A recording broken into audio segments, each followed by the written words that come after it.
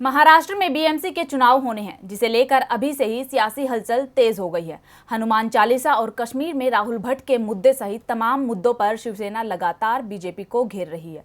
तो बीजेपी खुलकर हमला नहीं कर रही है, बल्कि नवनीत राणा की मदद से शिवसेना पर निशाना साध रही है। वहीं शिवसेना ने एक बार फिर मुखपत्र सामना के जरिए सियासी विरोधियों पर जोरदार हमला बोला है। देखिए ये रिपोर्ट।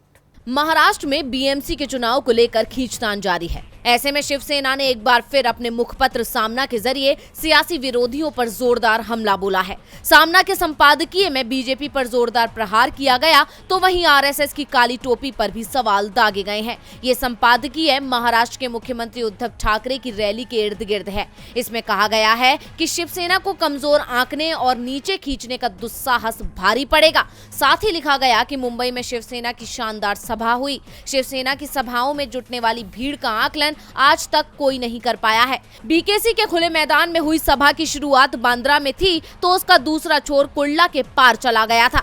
लिहाजा विरोधी पार्टी के पंडितों की भी बोलती बंद हो गई है। सभा में भीड़ सिर्फ उसी मैदान पर नहीं थी, सभा स्थल पर लाखों लोग थे, तो उतने ही लोग बाहर फंसे पड़े थे और आसपास की सड़कों पर भी भीड़ की तूफानी लहर मानो उफान मार रही थी। शिवसेना पहले वाली नहीं रह गई है, ऐसा दुष्प्रचार करने वालों की जुबान पर ये महासागर देखकर ताला लग गया है। इस बीच शिवसेना का मतलब समझाते हुए भी बीजेपी पर तंज कसते हुए कहा, शिवसेना का मतलब सदैव उबलते गर्म खून वाली पीढ़ी ही है। पीढ़ियां बदलती गईं, फिर भी उबलने वाला गर्म खून वही है।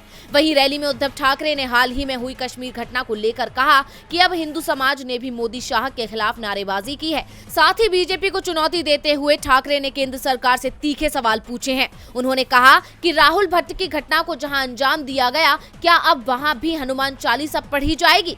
बीजेपी राज ठाकरे का भी इस्तेमाल कर रही है। बीजेपी को कोई हिंदुत्व की ठेकेदारी नहीं मिली है। अब देखना है कि बीजेपी शिवसेना के तीखे सवाल का क्या जवाब देती है। डीवी लाइव की रिपोर्ट।